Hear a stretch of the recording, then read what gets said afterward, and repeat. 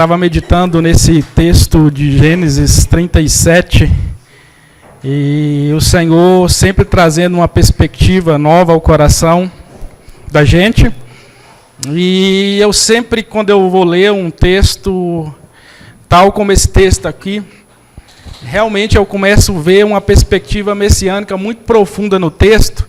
Embora nós estejamos trabalhando sobre o patriarca José, o que nós queremos trazer aqui é tudo que Deus quer trazer ao nosso espírito, através desse texto, pelo Espírito, de uma perspectiva messiânica, e também nós possamos ter o exemplo da vida de José, de uma forma que seja aplicada às nossas vidas, em muitos aspectos das nossas vidas, dentro da igreja. Somos uma igreja jovem, estamos militando nessa cidade de Curitiba, e eu creio que Deus tem muita coisa para fazer por meio de cada um de nós, cada um de vocês. Nós somos instrumentos de Deus nessa cidade para levar e anunciar o nome dEle, para trazer a vontade de Deus para essa cidade, para as nossas famílias, para as nossas casas. E as direções de Deus, elas são dadas mediante a sua palavra. Para nós compreendermos a vontade de Deus, nós precisamos compreender profundamente a palavra de Deus. E essa comunidade é uma comunidade que preza pelo ensino. Pelo ensino das Escrituras, nós colocamos isso como prioridade. Quando nós nos posicionamos aqui para ministrar a palavra, nos posicionamos no púlpito, é para ensinar o Evangelho. É para ensinar a palavra de Deus. Essa é a razão pela qual Deus nos levantou outros para adorar, para exaltar o nome dEle, entoar canções, alcançar o coração dEle com canções, mas Deus nos chamou para ministrar a palavra, para ensinar, para discipular, para ministrar a palavra de Deus. E é uma igreja apaixonada por doutrinas. Nós amamos ensinar doutrinas, como o pastor Baracho tem se empenhado profundamente em ensinar doutrinas aqui. Eu tenho trazido uma perspectiva mais de uma aplicação expositiva, prática para a vida dos irmãos, baseado nesse texto. Então nós vamos ler Gênesis capítulo 37, as duas primeiras ministrações, nós falamos sobre o primeiro sonho de José. E agora nós vamos começar falando sobre o segundo sonho de José. Tá? Esse texto ele é muito rico, tem muita coisa para ser extraída, para ser ministrada nesse texto.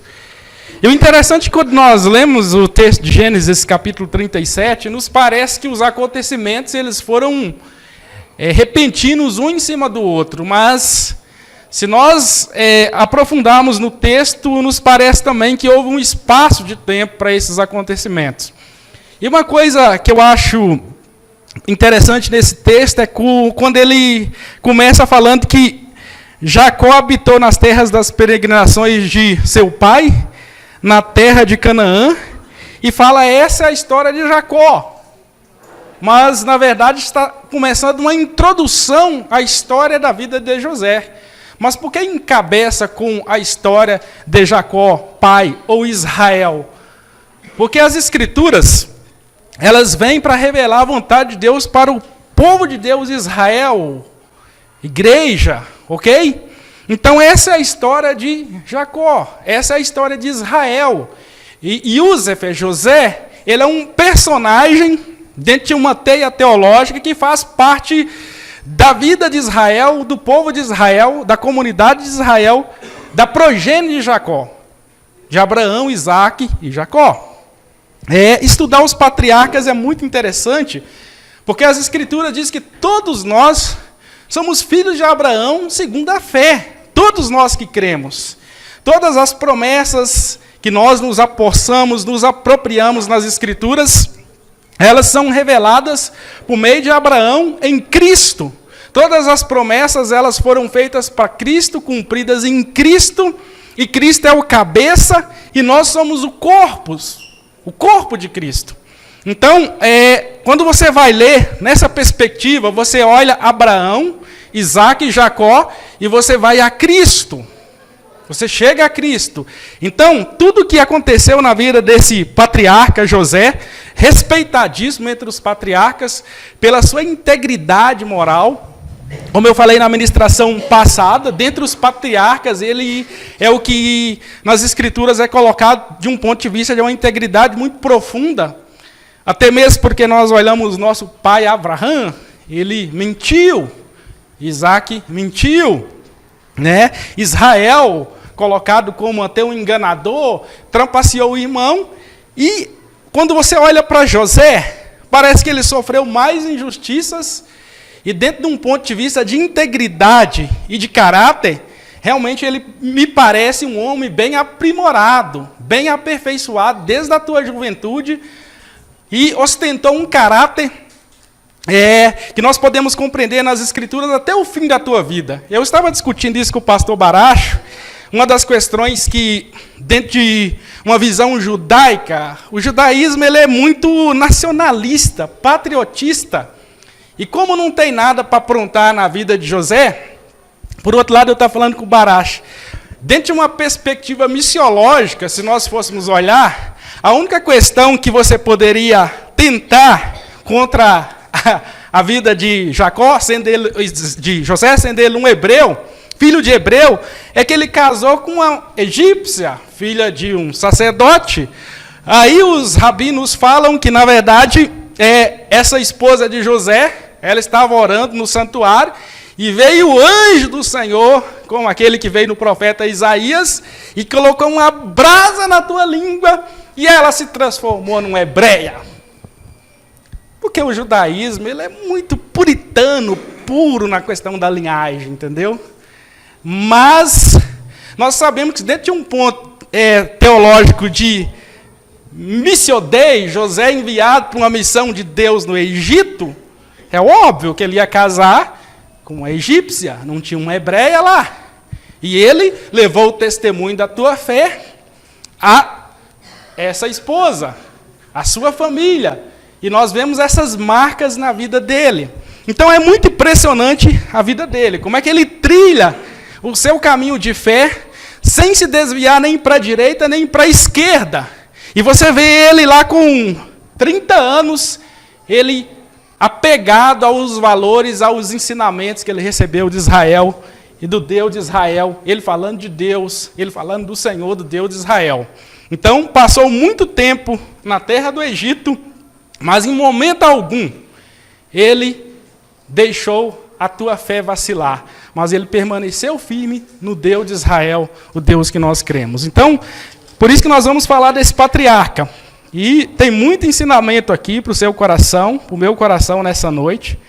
E nós vamos nos alegrar. Então nós vamos ler Gênesis 37, versículo 9 e 11. Onde nós vamos começar falando sobre o segundo sonho de José.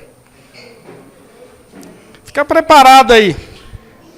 Cada vez que você vai recebendo a palavra de Deus, Deus vai comunicando coisas novas ao teu coração. Eu estava falando com o maestro ali, estava meditando esse texto à tarde, já recebendo de Deus. Recebendo de Deus, direto do trono. Ouvindo o Senhor, ouvindo a Deus. Então ouça a Deus nessa noite. Ouça o Senhor teu Deus que te fala por meio das Escrituras. Se delicie na presença de Deus. Se alegre diante do Redentor de Israel, daquele que é imutável, eterno, o Deus real, aquele que vive para todo sempre. Diz assim: eis que tive ainda outro sonho, e eis que o sol e a lua e 11 estrelas se inclinavam a mim. E contando a seu pai e a seus irmãos, repreendeu o seu pai e disse-lhe: que sonho é este que tivestes? Porventura viremos eu e a tua mãe e os teus irmãos a inclinar-nos perante ti em terra? Seus irmãos, pois, o invejavam, seu pai, porém, guardava esse negócio no coração.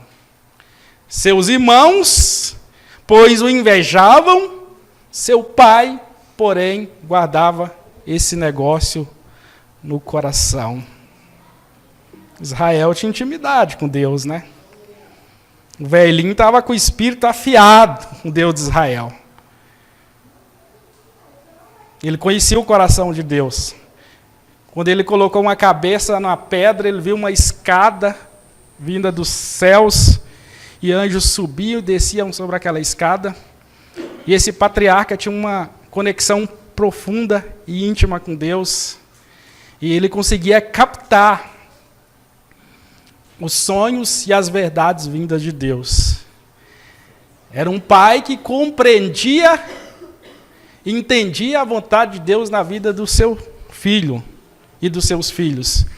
Então, quando essa comunicação de verdade espiritual foi contada por Iosef, ela foi totalmente diferente da recepção dos irmãos, que olharam dentro desse contexto mais uma perspectiva de José se tornar o herdeiro do pai, ser um líder da clã familiar e usufruir das posses, dos bens e da riqueza de Israel, que era comum no patriarcado.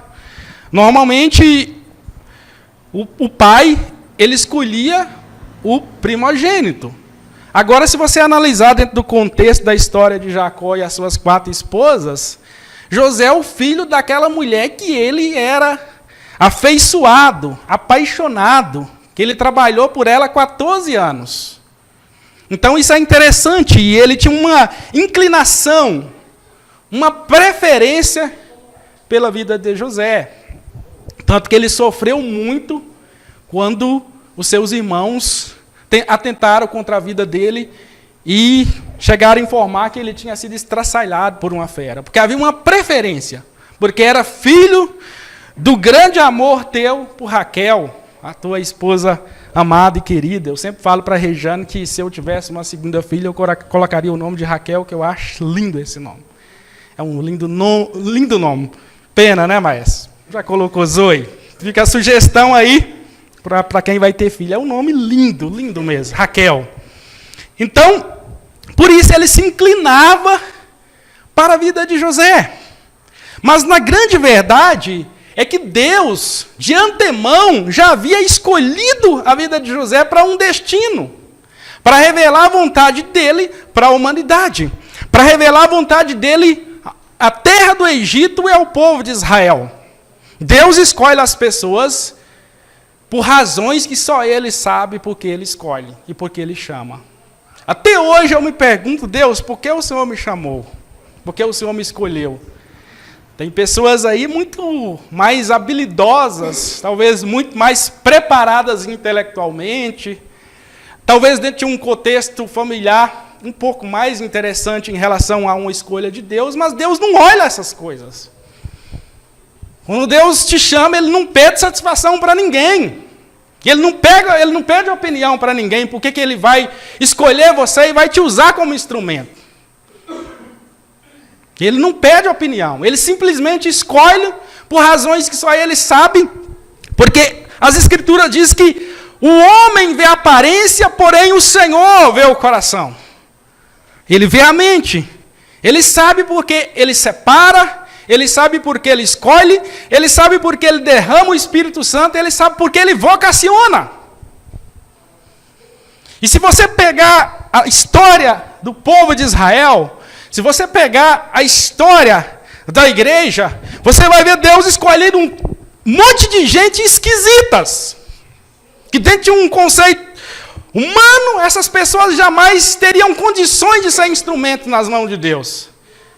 Mas Deus escolheu essas pessoas, esses homens e mulheres, para revelar o coração dele nessa terra, para revelar os desejos do coração dele nessa terra.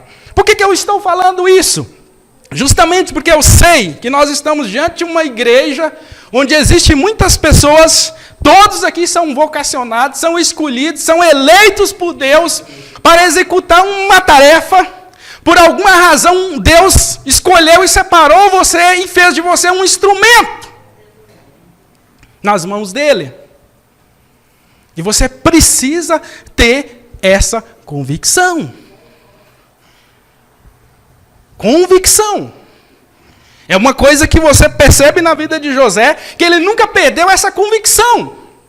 Em relação aos sonhos, em relação àquilo que Deus falou com ele, em relação ao chamado de Deus na vida dele. E que nós percebemos hoje. Pessoas dentro das comunidades, das igrejas,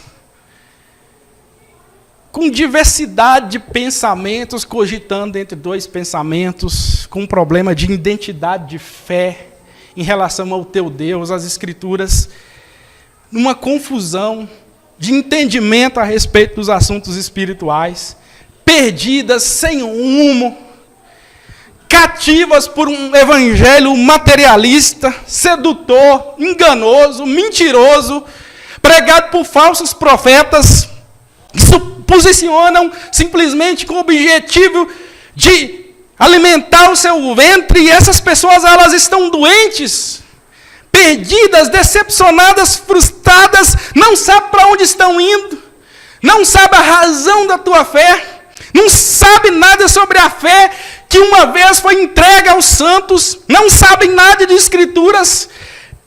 Isso é muito triste, isso é muito deprimente, nós vemos isso. Pessoas que não sabem nada da sua fé, não sabem nada daquilo que o Espírito Santo comunicou através das Escrituras, porque isso não está sendo trabalhado. E as pessoas, elas estão perdidas. Elas estão em busca de respostas que Deus já deu há muito tempo. As respostas que elas estão buscando para as suas vidas, Deus já deu essas respostas. Elas estão buscando Deus falar coisas que Deus já falou. Elas estão buscando direção que Deus já deu. Elas estão buscando uma espiritualidade que Deus já liberou no Espírito. Essa é a situação que nós vivemos hoje. E aqui nós militamos por uma caminhada, onde primeiramente nós olhamos para os patriarcas. Se você pega Gênesis, vem fazer uma exposição dos patriarcas. Se você pega todo o Velho Testamento, vem falar dos profetas. E se você pega o início da igreja, os apóstolos, e no decorrer da história, homens usados por Deus, instrumentos chamados de santos homens de Deus, que militaram pela fé, pela caminhada da igreja. Que tipo de igreja nós congregamos? Que tipo de igreja nós participamos? Uma igreja que não tem história? Uma igreja onde nós pulamos um percurso da história? Uma igreja onde nós, às vezes, mostramos o quanto nós entendemos pouco dela, nós geralmente falamos, o negócio é Jesus, eu acredito em Jesus e na Bíblia. O negócio meu é Jesus. E como é que Jesus chegou até a minha vida e a tua vida? Como é que nós conhecemos Jesus?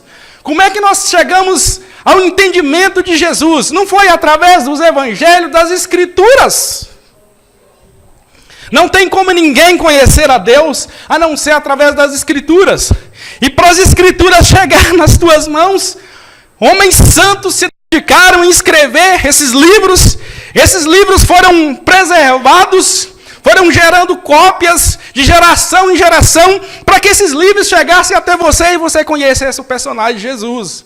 Aí você vira e fala, não preciso de repente mais da história da igreja. Como é que Jesus chegou através a nós? Chegou através da história. Jesus é um personagem histórico. Jesus é uma figura histórica, assim como José chegou a nós.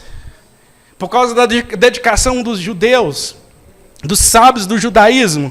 Como o Novo Testamento chegou a nós, Jesus, através dos sábios do cristianismo. Se você pegar os escritos judaicos, para você ter ideia, Talmud, muitos escritos judaicos, você não vai ver nenhuma vez a menção o nome de Jesus. O Mike é estudioso do judaísmo, ele pode afirmar isso. No Talmud não tem uma menção o nome de Jesus. Não tem. Então, para esse nome chegar a nós, foi com muito custo, foi com derramamento de sangue, foi com entrega, foi com dedicação. Então, nós seríamos arrogantes em dizermos, não, o negócio é Jesus, é a Bíblia. Como assim a Bíblia? A Bíblia também tem uma história. A Bíblia ela não veio do céu, assim caiu. A escrita, tal como nós conhecemos, a imprensa, para imprimir esse livro sagrado aqui, ó, teve que criar a imprensa para você poder estar lendo. Senão, estaríamos no pergaminho, cada um lendo uma parte para um lado e para o outro. Então, assim, o que nós temos que fazer então agora? Nos debruçar, aprender, conhecer, saber mais do nosso Deus, saber mais da história de Deus com o seu povo, saber mais da história de Deus com a igreja. E isso passa pelo ensinamento. Não tem outra maneira. Não existe outra forma. Não tem como sabermos. Por isso que nós nos dedicamos a isso.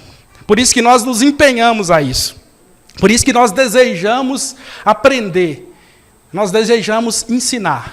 E nós vamos nos desgastar com isso. Então, se você pega a história desse patriarca, preservada por milhares e milhares de anos, pense aí, quem estudou a história antiga, lá dos tempos dos faraós, essa história passa em um cenário na terra do Egito, grande parte dela, e na terra de Canaã. E esses documentos chegaram à nossa mão. Agora o que nós precisamos compreender, o que Deus quer nos falar com algo que Ele fez há milhares de anos atrás? O que Ele quer nos ensinar? O que Ele quer nos falar a respeito da vida desse patriarca? Uma das primeiras coisas que, quando você estuda as Escrituras, o desejo e o coração de Deus é sempre revelar Cristo, é sempre apontar para o Messias. E quando você estuda a vida de José, você vê um personagem representando ali um tipo de Cristo que já se manifestava como um Salvador. Um Salvador, não no sentido espiritual, mas salvar a humanidade da fome da terra. Ele recebeu o nome de Zefanate Paneia, dado por Faraó, que significa Salvador do mundo. Um tipo messiânico, uma revelação messiânica. Uma demonstração do plano que Deus estava desenrolando. Então, uma coisa que eu acho aqui dentro da perspectiva desse sonho, é bem interessante. Nos parece que o primeiro sonho, ele retrata a respeito da vida de Israel, de José, no contexto da família de Israel.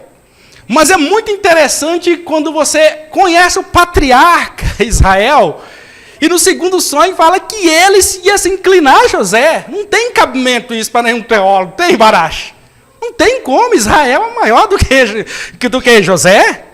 Jamais isso é admitido teologicamente por um judeu ou por ninguém. Israel é o grande patriarca. É o grande patriarca. Tanto que a igreja é considerada Israel de Deus. As Escrituras falam que Israel é o meu povo, Israel é o meu ungido. Inclusive, Israel é uma referência também ao próprio Messias. Agora, como pode ele ter um sonho onde Israel se inclina a ele? Como ele pode ter um sonho onde a mãe se inclina a ele? Normalmente se refere à mulher, ou uma aplicação quase sempre que a gente usa a igreja. Não tem sentido na minha cabeça. Nunca teve sentido na minha cabeça Israel se inclinar diante de Lúcifer.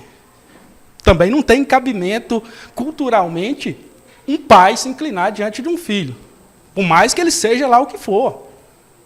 Não tem sentido nenhum. Então, esse sonho aqui, ele nos remete muito à questão de Jesus, do Messias. Se você nunca viu esse texto por essa perspectiva, comece agora a reavaliar o teu estudo desse texto. Porque realmente, o primeiro sonho tem muito sentido. O segundo sonho já passa a não ter muito sentido quando você está fazendo um estudo muito aprofundado do texto. O fato de Israel se inclinar diante de José. Então, as Escrituras dizem que José teve outro sonho. Normalmente, assim, quando nós lemos as Escrituras, é uma coisa bem interessante, né, Paola? Nós lemos lá, fala de 2 sonhos. Aí nós pensamos que, em toda a vida dele, ele teve 2 sonhos. Está falando que ele teve outro sonho. Depois daquele que nós estudamos, teve outro sonho. Mas entenda que não quer dizer que ele só teve 2 sonhos. Ele pode ter tido muitos outros sonhos. Que Deus comunicou verdades ao seu coração e à tua vida. Porque tudo que esse menino passou, eu acredito que 2 sonhos seria muito pouca coisa para ele se manter de pé. Apenas 2 sonhos. Ele tinha uma conexão com Deus. O homem e a mulher de Deus, Deus fala constantemente com ele. Deus traz sonhos constantemente. Agora, cada sonho, Deus vai trazer um propósito, uma vontade, um desejo, uma direção. Então, você pensar que ele teve apenas 2 sonhos, é subestimar realmente a vida de um homem de Deus como esse daqui. Ele passou ali até os seus 17 anos, com seu pai, recebendo sonhos, visitas de Deus por meio dos sonhos, comunicando a vontade dele. Agora veja bem, ele teve um outro sonho. Ele teve um primeiro que nos parecia um pouco claro a respeito da questão de governo e de autoridade, de posicionamento de autoridade em relação a ele e os seus irmãos. Só que Deus traz um segundo sonho de uma maneira um pouco parecida, onde também os seus irmãos se prostravam diante dele. Normalmente, quem tem intimidade com Deus, tem comunhão com Deus, que Deus sempre está falando com ele, e normalmente uma coisa que eu sempre falo, Deus ele fala com você em relação a todas as áreas da sua vida. Se não fala, então tem alguma coisa errada de como você está ouvindo a voz de Deus. Eu escuto Deus relacionado a tudo. Aos negócios, à igreja, à vida familiar. Isso vem da tua intimidade com Deus. Vem de você pensar que o nosso Deus é um Deus que se preocupa com tudo da tua vida, com todas as áreas da tua vida. O nosso Deus ele se preocupa com todas as áreas da tua vida, ele está preocupado com o crescimento de todas as áreas da sua vida. Seja emocional, seja espiritual, seja social, todas as áreas da sua vida. Talvez Baracho, você que é bem afinado aí no ensino também, dá uns ensinos aí para o pessoal aprender e entender como Deus fala, como é que Deus comunica. Como é que Deus está falando com você todos os dias. E você talvez não está ouvindo.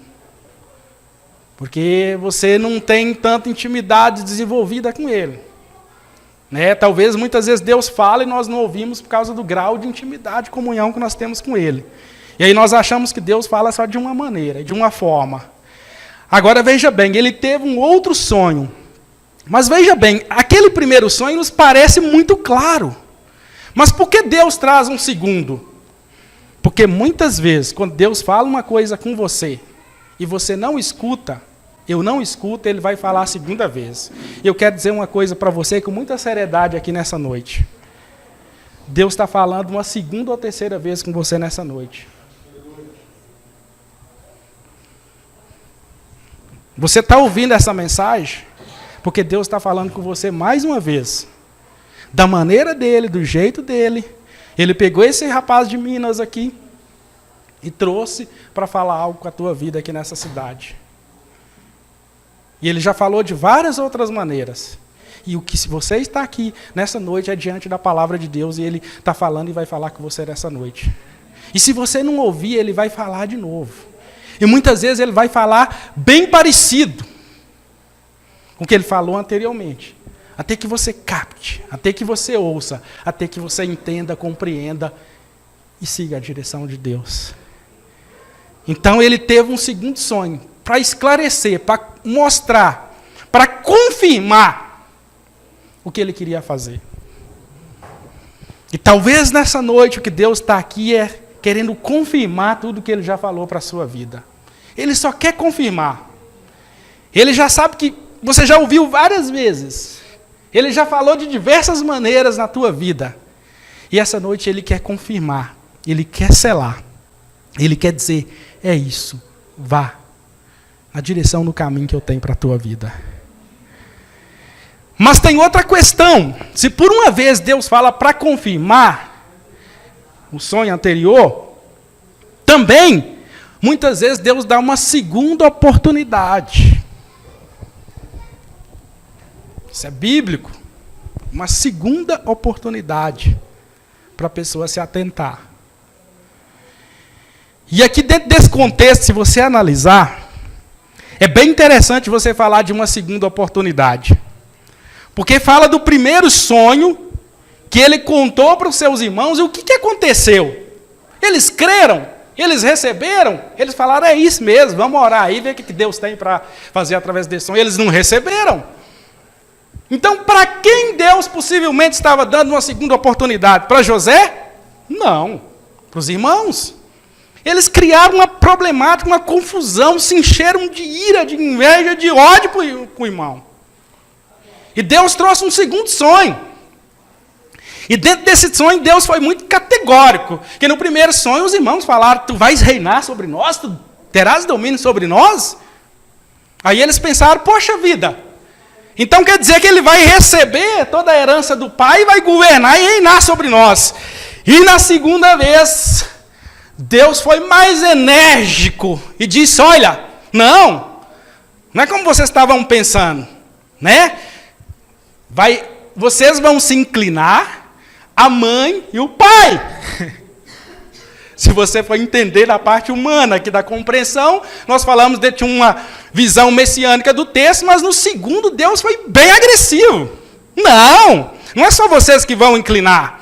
Vão inclinar o pai, a mãe, as estrelas, todo mundo diante dele. Isso também falava aí do governo de José. Do governo humano de José, onde Jacó, todo mundo foi lá, e ele estava num grau de autoridade. Está vendo como é que o texto é profundo? Tirar por um lado, eu estava falando para vocês que eu não consigo conceber na leitura do texto a ideia de Israel se inclinar. Do outro lado, havia um governo, uma posição de autoridade, José governando no trono de Faraó, e havia um reconhecimento, uma reverência em relação a ele. Então, Deus, às vezes, dá uma segunda oportunidade. Porque, às vezes, nós criamos problemas na primeira. Nós deixamos os sentimentos humanos tomar o espaço da fé. Nós deixamos o nosso coração humano, a nossa perspectiva humana, tomar o lugar central de Deus e da nossa fé. Para receber a palavra de Deus. Para receber a vontade de Deus, para receber o que Deus tem. E aí ele dá uma segunda oportunidade. Aí ele traz algo relativamente parecido. Ou será que talvez, dentro do texto também, Deus não queria que José mudasse a sua postura em relação aos seus irmãos? Porque José me parece um pouco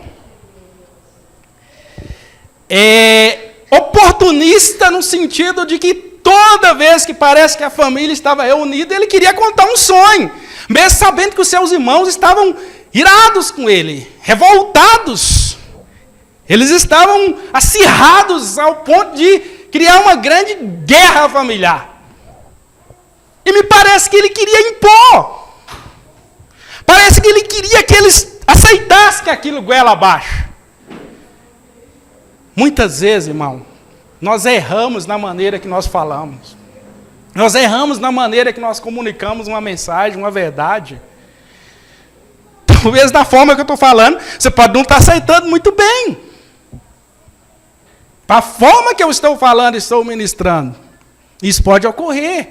Nós, os pregadores, a maneira que nós comunicamos a vontade de Deus, a maneira que nós comunicamos as verdades de Deus para as pessoas, às vezes criam barreiras. E as pessoas se fecham nos seus corações. E talvez aqui, Deus queria uma nova postura dele. Uma nova maneira de falar, de se comunicar com seus irmãos. Talvez mais importante do que comunicar sonhos, comunicar proezas, comunicar sobre ministério, sobre fé, caiba mais o pedido de perdão. A família aqui estava ferida. Eles estavam magoados, estavam irados uns com os outros. E muitas vezes o que Deus está querendo é que nós sentemos com as pessoas e possamos dar lugar ao perdão. Meu irmão, você talvez não está entendendo a maneira que eu estou falando as coisas. Talvez você não está me compreendendo, você não está me entendendo. E isso está criando atritos, está criando problemas. Então, meu irmão, vamos orar aqui, vamos ver o que Deus tem, vamos liberar o perdão. Isso ocorre dentro dos nossos lares, isso aqui nós estamos falando de uma família. Muitas vezes dentro da família, no casamento. Homens que colocam em primeiro lugar sempre os seus objetivos pessoais. Eles não olham para a esposa, ele está buscando constantemente os seus sonhos, as suas realizações. A mulher está para trás. E a mulher está tentando ali, de alguma maneira, colocar as coisas em ordem, em um estado de paz e tranquilidade. Então, tem muito isso no homem. Quando ele vai em busca do seu sonho, o objetivo é o sonho. Tem muito isso também na mulher. Então, veja bem. Então, muitas vezes, acima do sonho, a paz e o perdão deve vir em primeiro lugar. E me parece que aqui dentro desse texto, ninguém se importou com isso. A coisa estava feia.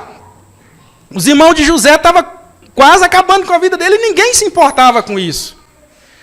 Porque muitas vezes, irmãos, nós nos preocupamos mais com o que nós vamos fazer, com o que nós vamos ter, do que com esses sentimentos.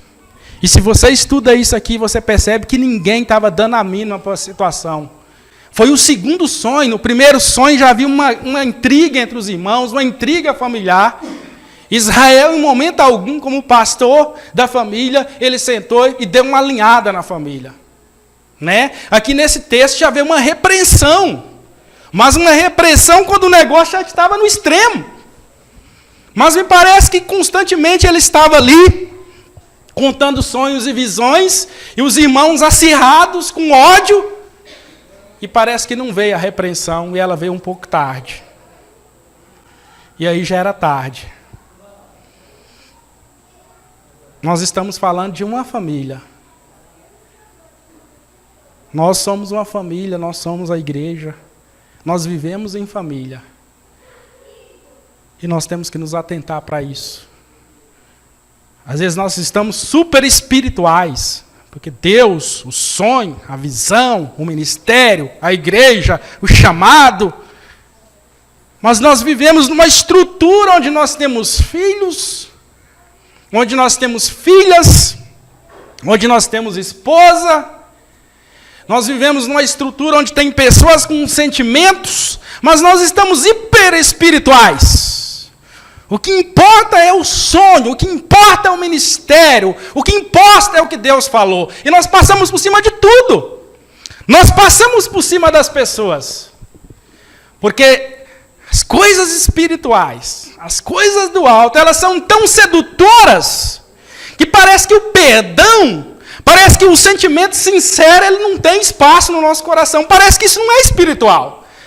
Parece que pedir perdão, que Jesus veio tratar a respeito do nosso perdão em relação a Deus, que é o nível mais profundo de espiritualidade, parece que não tem mais espaço.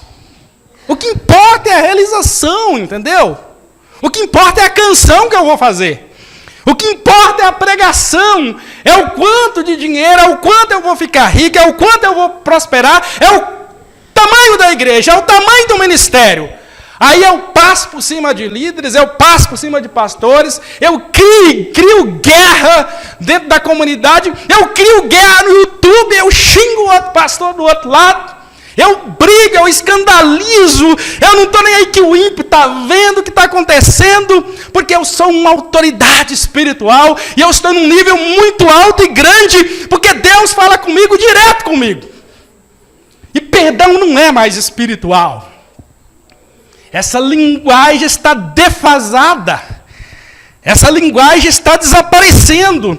Você vê guerra de pastores, guerras de ministros, homens ofendendo uns aos outros, escandalizando o evangelho, o reino de Deus, em nome de uma espiritualidade, em nome de um ministério, em nome de um reino de Deus que é o meu reino, em nome de um Deus que, na verdade, eu me posiciono como se fosse esse Deus, onde eu julgo, eu condeno, onde eu sou super espiritual. E isso me parece que estava acontecendo aqui.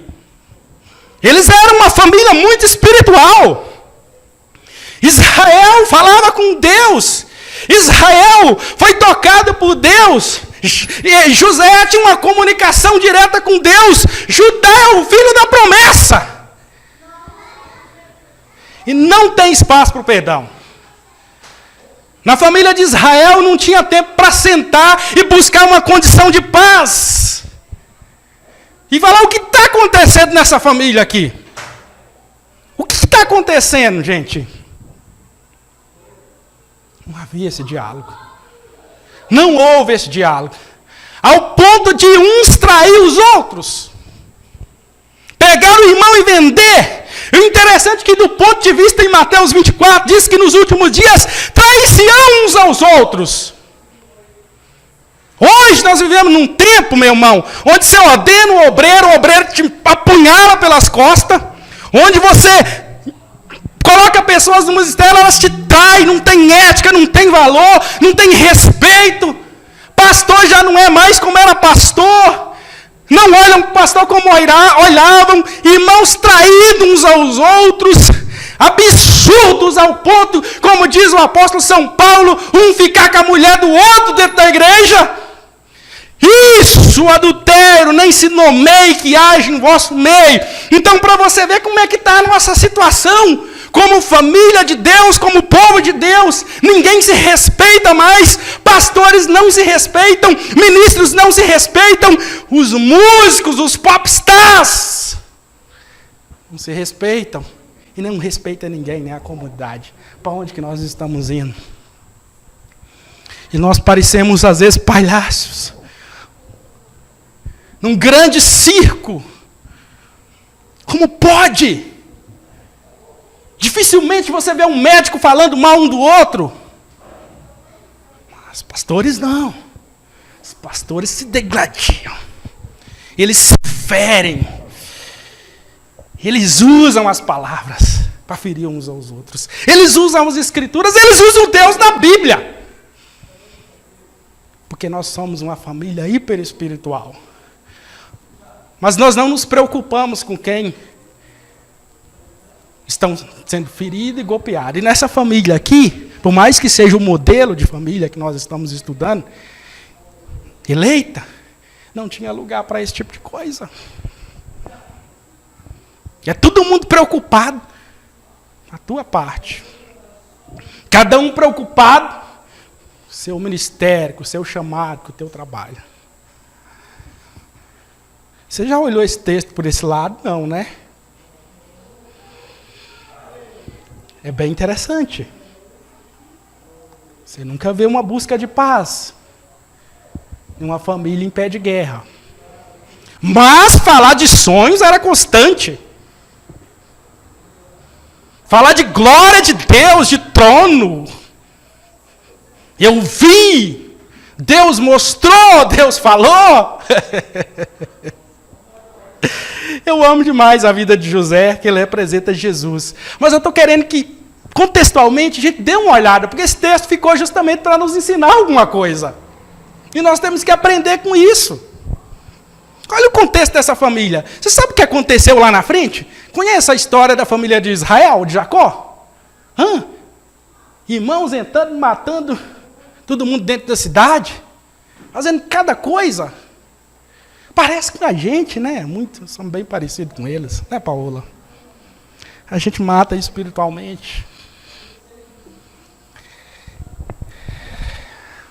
Então, talvez que Deus queria que José mudasse a sua postura. Possivelmente Deus esperava também uma atitude diferente em relação aos irmãos ao receber os sonhos.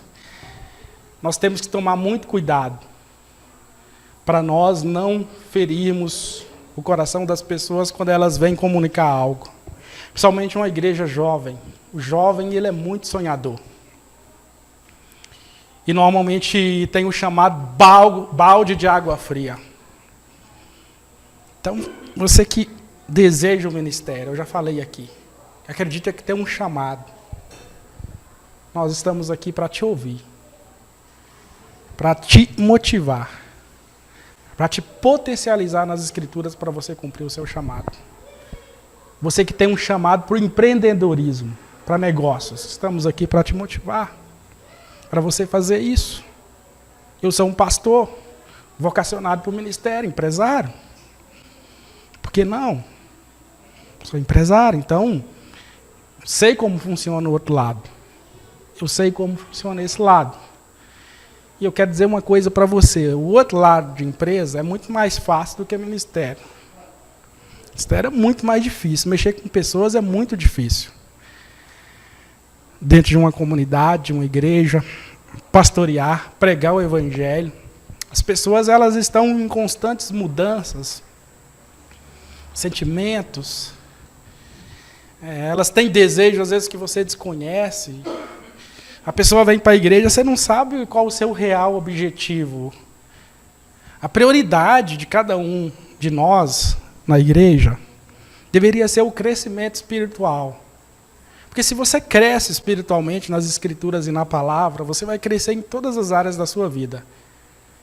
Vai abrir o teu entendimento para você estudar, para você empreender. Você vai ter a bênção de Deus sobre a sua vida. Então, a grande dificuldade do pastorado é que você não sabe realmente o que está dentro do coração de cada pessoa e cada tempo que passa parece que as pessoas estão mais fechadas e elas querem falar menos da sua vida. E isso não é bom. Você viu uma família com um coração fechado aqui, em pé de guerra, o que aconteceu? O irmão vendeu o outro. Juntaram os irmãos lá e venderam.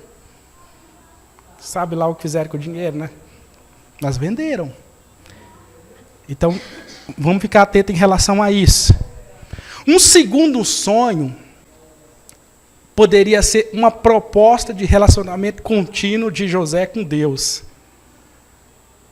E poderia também, como eu falei, ser uma proposta de mostrar que eles estavam em desalinhamento na família. Uma proposta contínua de relacionamento. Muitas vezes, quando Deus ele fala com você várias vezes a mesma mensagem, Ele está chamando você para uma caminhada de relacionamento. Eu estava conversando com o Lucas, e eu estava dizendo para ele acho que ouviu uma mensagem lá que eu preguei, acho que 98 e tal, eu prego a mesma coisa que eu pregava lá. O que eu pregava há 20 anos, eu prego hoje. Porque está dentro da proposta de relacionamento que Deus trouxe para a minha vida. Não mudei nada.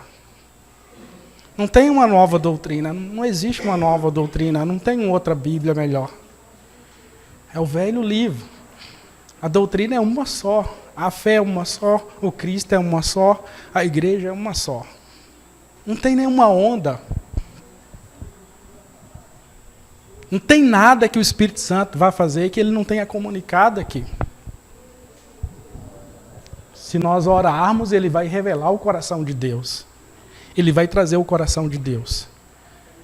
O novo, na verdade, é o velho. O derramamento do Espírito é o velho. O novo é na tua vida, o renovo no teu coração, mas tudo que ele faz é o velho. É pela palavra, é pelo Espírito, é pela graça dele. Ele está apenas esperando corações desejosos de serem ministrados, de receber isso. De serem tocados pelo Espírito. Então aqui há uma proposta de relacionamento contínuo. Será o que Deus está querendo de você? Estava conversando com o Paulo disse que ouviu a ministração passada que reabrir a empresa dele. Entendeu? É um pai de família, tem filhos para investir, tem esposa para investir, a família dele, e ele tem que buscar isso como pai.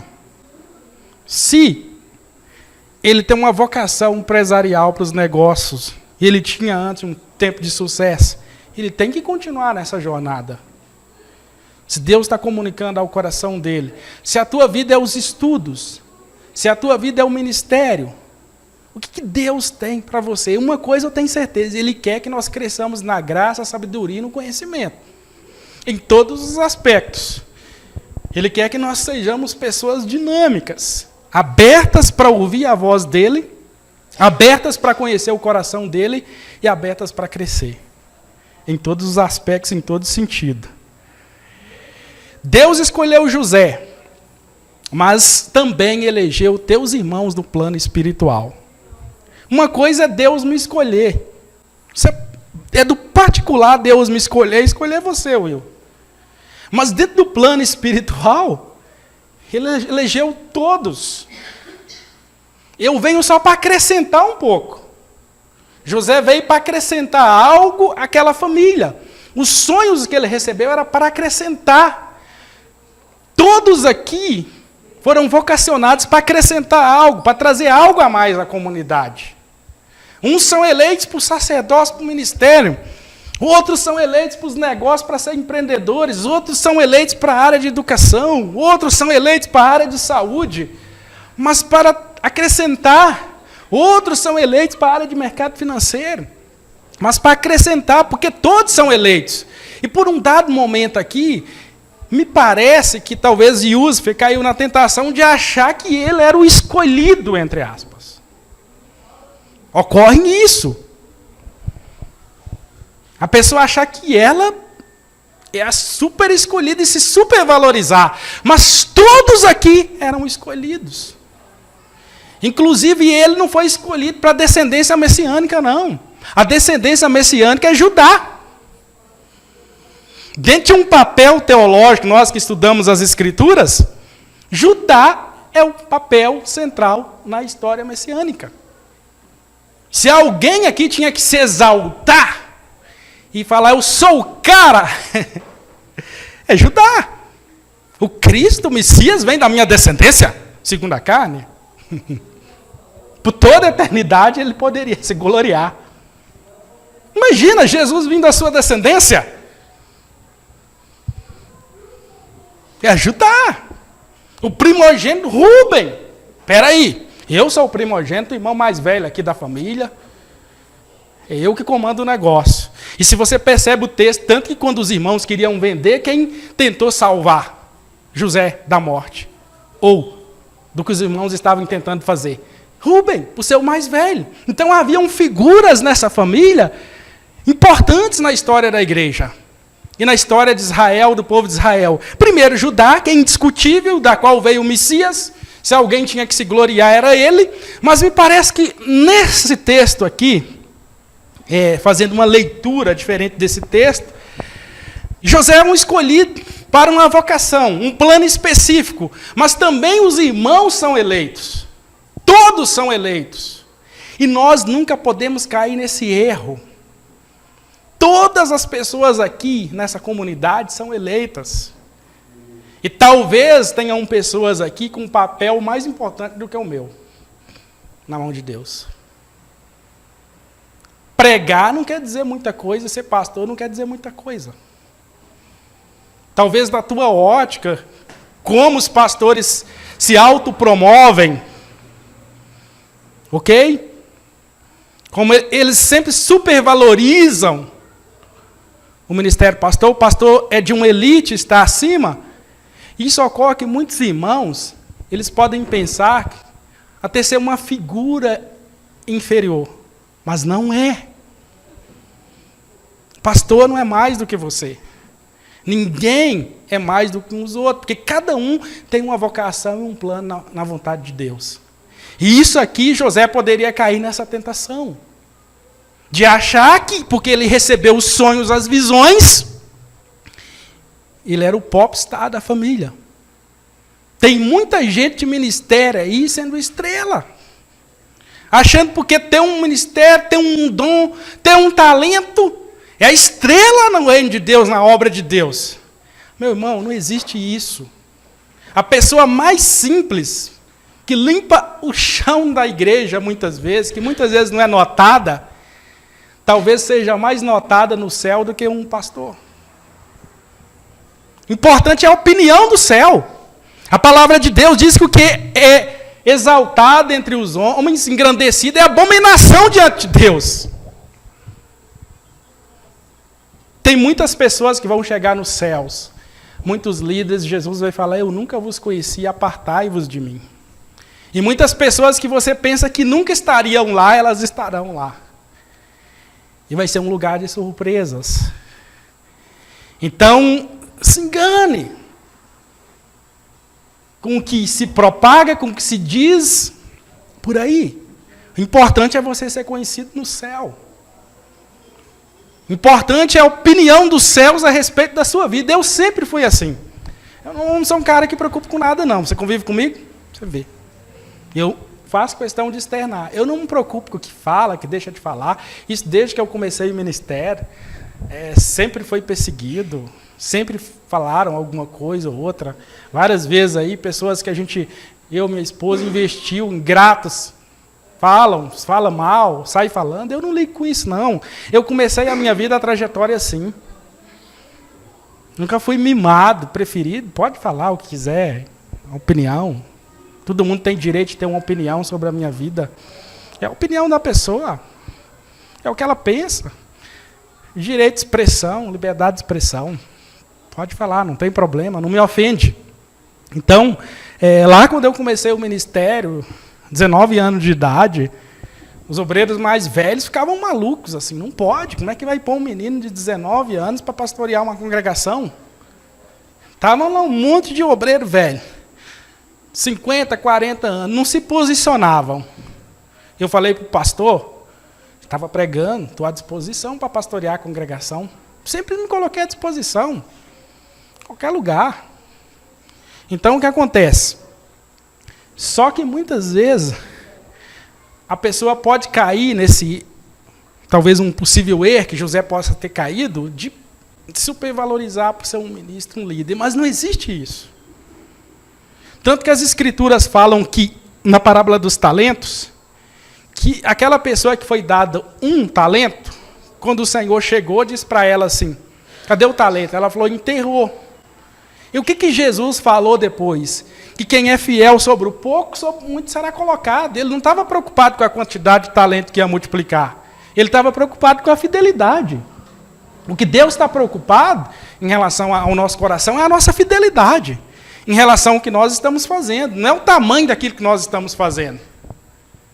Então, se nós somos fiéis no pouco, sobre o muito Ele vai nos colocar. E tem muita gente que não entende isso. Não é o tamanho da igreja. Não é o número de pessoas que você prega, que você fala. Você acha que Deus se encanta com o tamanho de ministério? Olha o tamanho do universo. Isso não encanta Deus, não. Isso não encanta. Tem pessoas que pensam que é o tamanho, é a grandeza, é a dimensão das coisas que vai mexer com Deus. Você acha que Deus está preocupado com isso?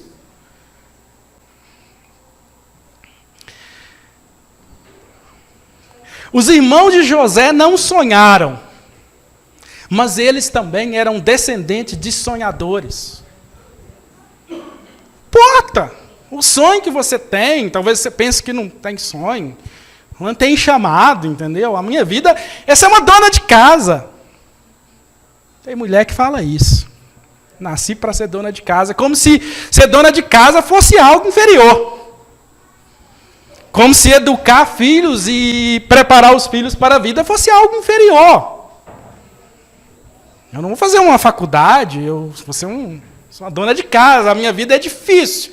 Como se isso fosse algo muito ruim. Quem disse para você? Deus falou para você que ser uma dona de casa e educar filhos é algo inferior? Quem está dizendo isso por aí? Está vendo como é que nós estamos distorcidos de tudo?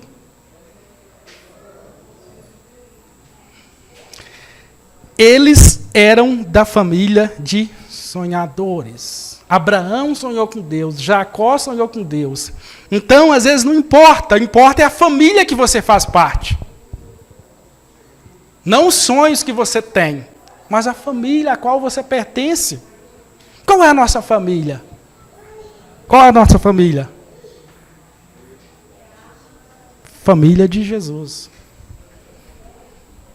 Nós somos a família de Jesus. Jesus é o tipo Yúsfer, José, o cabeça, o sonhador. Nós somos os tipos irmãos de José. Fomos nós que traímos, fomos nós que pecamos contra ele, fomos nós que erramos contra Jesus, fizemos como os irmãos de José. Mas aí o que Jesus fez? Nos perdoou, assim como José perdoou os seus irmãos. E nos abençoou, assim como José, como governador, instituiu a família de Israel numa terra e prosperou aquela família. É esse padrão. Jesus é o cabeça, ele é o nosso José. Nós somos os irmãos de José. Outrora você traiu Jesus, outrora você vendeu Jesus muito mais barato que os irmãos. Viu, maestro? Por quanto você vendeu Jesus? Meio Litecoin. O que eles venderam era uma grana boa. Por muito menos nós negociamos Jesus muitas vezes. Então nós somos tipo os irmãos de José. Nós temos que ter essa consciência. Só mais um ponto aqui, eu vou finalizar. Nós vamos continuar com o tema. O sonho não é maior do que o propósito. Mas o sonho ele pode envaidecer a vida do seu possuidor. Entenda uma coisa na sua vida. Quanto mais Deus te gradua, quanto mais Deus te abençoa, quanto mais Deus te dá sonhos, enche o teu coração, isso pode causar envaidecimento. Tem pessoas que não conseguem receber muito de Deus sem se envaidecer grandemente com isso. E é uma coisa que nós temos que tomar cuidado. Quanto mais nós recebemos de Deus, mais nós nos posicionarmos com humildade e simplicidade diante de Deus. José deu esse exemplo. Desde quando ele era um jovem na casa do seu pai. E eu tenho uma coisa para dizer para você. Dentro da análise textual da vida de José, ele era muito mais vaidoso quando ele estava na casa do pai do que quando ele estava no trono do Egito. Se você ler bem o texto, você vai perceber quando ele estava lá, governando junto com o faraó, ele estava num grande grau de humildade, de um coração aquebrantado e rendido, porque foi ferido, magoado, pisoteado por homens. Foi lançado na cadeia, foi lançado na prisão. Então toma muito cuidado com o que Deus te dá. Toma muito cuidado com o que Deus coloca nas tuas mãos, que Ele colocou na tua mão, que Ele confiou na tua vida. Entenda uma coisa. O propósito é maior do que o sonho. Será que você está entendendo o que eu estou dizendo? O propósito é maior do que o sonho. Se Deus te dá uma escola de crianças, o mais importante é o resultado na vida das crianças. Não é o sonho ter o realizado de ter a escola, mas é o resultado que Deus vai fazer através da escola. Se Deus usa e unge você para um ministério e te usa muito, o ministério não é tão importante quanto o propósito de que Deus te deu esse ministério, que é tocar a vida de pessoas e mudar a vida de pessoas. Então o propósito ele é maior do que o sonho. Só que muitas vezes nós exaltamos e supervalorizamos os sonhos e esquecemos a finalidade disso. Tudo que Deus coloca na nossa mão, maestro, há uma finalidade. Deus não nos deu uma empresa? Há um propósito. A empresa vai crescer cada vez mais, mas há um propósito. Nós nos beneficiamos do sonho. Assim como José. O sonho dele levou ele a ter uma vida de rei, né? Você sabe, rei da mineração. Mas há um propósito maior por trás disso, que é a vida de pessoas. É ser instrumento na vida de pessoas. Ser um instrumento nas mãos de Deus para alinhar a vida de pessoas. Ajudar as pessoas na sua vida financeira. Crescer na sua vida financeira. Organizar a sua vida financeira. E quem entende de vida financeira sabe que a maioria dos problemas familiares num casamento, a grande origem deles vem a partir do dinheiro, das finanças. Não há oração que resolva, muitas vezes, um problema de um casal que não sabe administrar seus recursos financeiros. as intrigas, as brigas constantes, você pode orar dia e noite. O que vai resolver é uma educação, é um ensinamento, é ensinar princípios e valores, isso que vai mudar a vida da pessoa. Primeiro que oração não vai fazer chover dinheiro dos céus, né, gente? Se tem alguma oração que faz chover dinheiro do céu, aí vem orar aqui para mim que eu estou esperando, tá? Oração abre portas, você tem que trabalhar, você tem que batalhar, você tem que ralar, você tem que pegar chuva e pegar sol. Então, assim, nós entendemos isso. E, às vezes, o propósito é mais importante. Então, se nós temos um negócio que é gerenciado, que foi feito para ensinar, mostrar às pessoas como melhorar a sua vida financeira ou como ganhar mais, esse é o propósito realmente de ajudar as pessoas a viverem melhor, como casal, como família, e fazer com que as pessoas reestruturem as suas vidas. Amém?